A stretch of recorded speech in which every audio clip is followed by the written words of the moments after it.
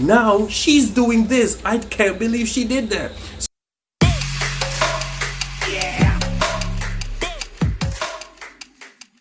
Welcome back to The Angry Teacher. This is Richard Williams, The Angry Teacher, and today we'll be talking about silent sustained reading. We're going to learn today. What is SSR? SSR is an acronym, and they have so many different names for them, like it's literally sustained silent reading. Basically, when you give kids some quiet time to read, it's usually school-based. It's usually 10 to 30 minutes, and it's usually recreational or voluntary. Now, some schools it's not voluntary. In some districts, they force the kids, especially like in middle school or elementary, that they have to stop, drop, and read.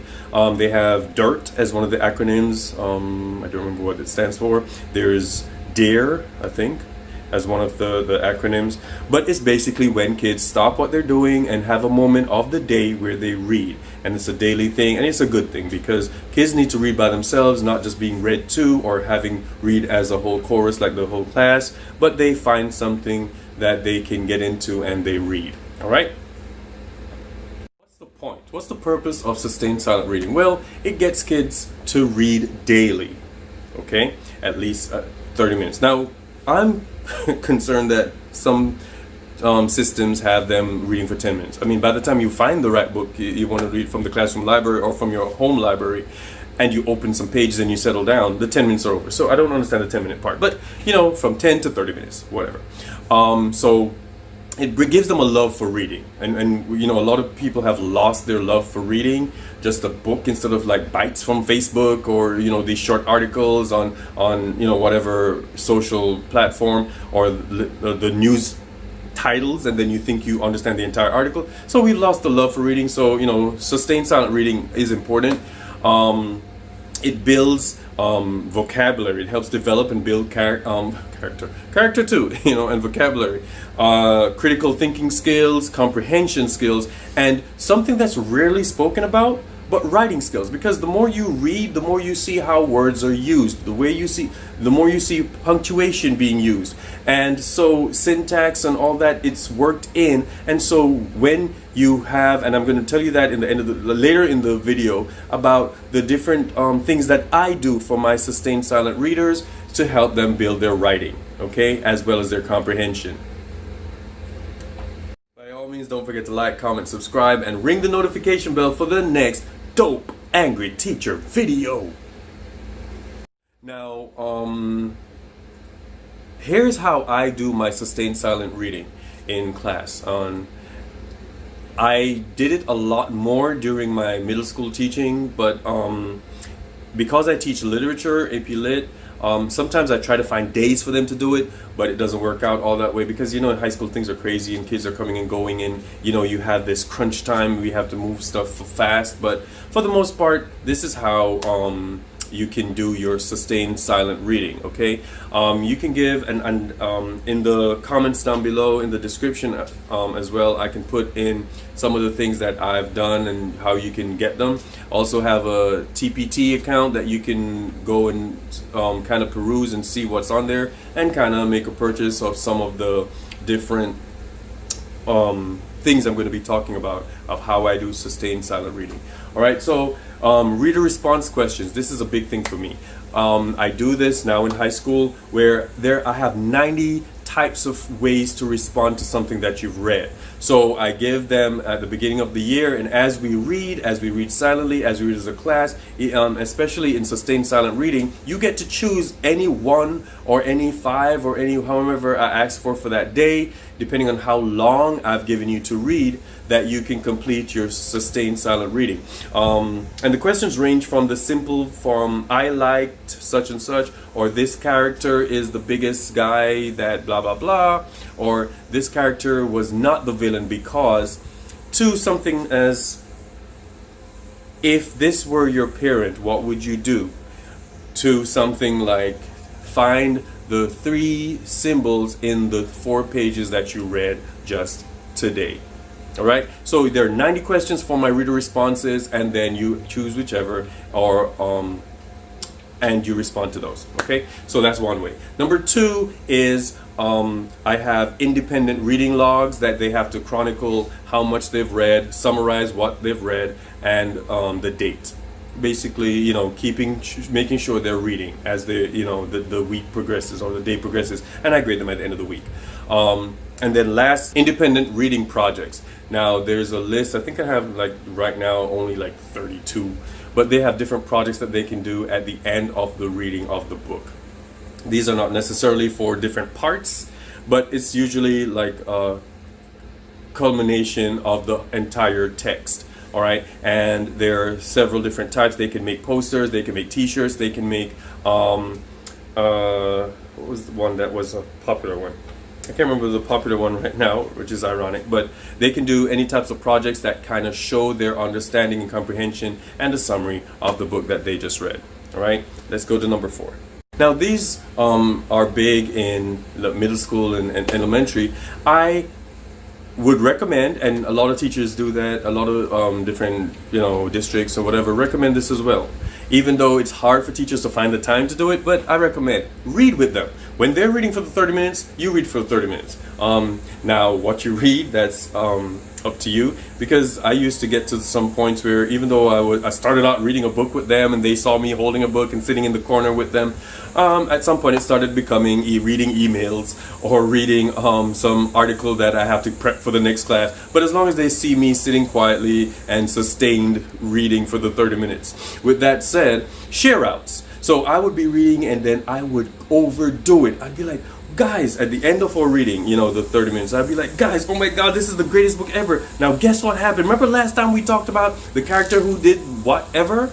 Then I'll be like, now she's doing this. I can't believe she did that. So I kind of dramatize and hype up my reading so they'll want to get into theirs too. Or they can't wait till the end of the next SSR so they can hear what's going on in my book. So have share outs so they can do the same. Miss, I read that blah blah blah and the pig did whatever. Then you can have a conversation about it, or just have another kid. Okay, now share out number 4. Come on, pop up sharing. Whatever it is, they would love that. Okay. As the year progresses, now I don't suggest this in the beginning of the year, but later in the year when we've established how SSR works in our classroom, then we can do book swaps. Especially the younger grades, the books are not that long, so they can, after they've shared out and they're excited about a book, maybe we can have like a month where it's share out March, or book swap March, or book swap April, or book swap January, where you like sci-fi, I like the little romantic books, or I like adventure. We're gonna we're gonna swap. And you do one, you read that, and then we'll talk about how, wait a minute, I thought sci-fi was bad, but now I love it. And they will understand each other's choice of genre, or each other's love for a particular genre. And lastly, book parties. Now, it's a thing now that parties are like outlawed in certain schools and school districts because it brings the animals and the little critters and whatever to your classrooms. Or especially now with COVID, I don't know how elementary schools are going to do their parties, because they do parties. Middle school and the parties, I don't know how that's going to work. But in any case, it doesn't have to be with food, but it could be a celebration of us completing a month of SSR, or completing a unit where we've all read something about on that genre of work that we've been talking about. So here's some things for your book parties. We can have a video where you guys record each other reading at home, or you just record the book party and kind of show it as one class, and everybody sits and eats popcorn and just watch each other read and talk about your share outs and do whatever. You can have a video that kind of breaks up the monotony of the regular just sharing out. All right. You can have book kiosks, where on a parent night or just in regular, have the kids use a science board and create a whole project based on their book. You're celebrating the book, you're showing off your book, and everybody's walking around and looking at your book and what goes on. They can ask you questions about it. It's almost like a science fair for books. All right. Dress up. You can be a character in the book. And now they're cutting the lawn again. Oh my God, it's getting on my nerves. But in any case, hopefully you can hear me. You're dressing up based on the character in your book. Or here's a twist, because that's been done before. Here's a twist. Dress up as the villain. It would be just amazing to see kids try to dress up as the environment. If the environment is what's antagonistic to the protagonist, it would be amazing to see them wear a beach. How would you come dressing as the forest? Anyway, that's something that just came to my head. There's also the author of a popular work or popular genre. Have them come to the class, or have them Zoom in or Skype in. They would blow the kids' mind. You've just read something that in class and the kids love it, and then the author talks to them about it, or the author zooms in and reads it with them. Okay? Or have them dressed as those authors, although that's been done before too. But just think of ways to make the books come to life after the kids have silently read for those 30 minutes or for a period of time, so that by January they don't get bored with, oh gosh, we're just reading quietly again, and then they start doodling and doing other things that aren't getting them focused on the sustained silent reading. So those are my 4 tips for sustained silent reading. I do believe in it. I do believe it's important, and we need to get our kids to love reading some more. Okay? Hang around. The Teacher's Lounge is up next with my dope kids, and you know this.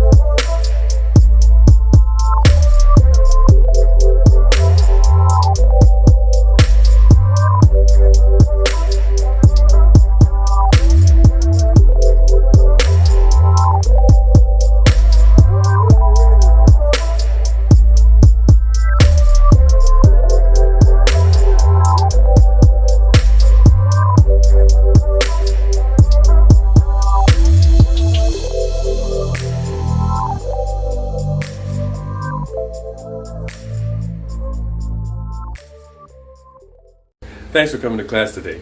I need you to go out there and be great. Hey, let's go out there and teach.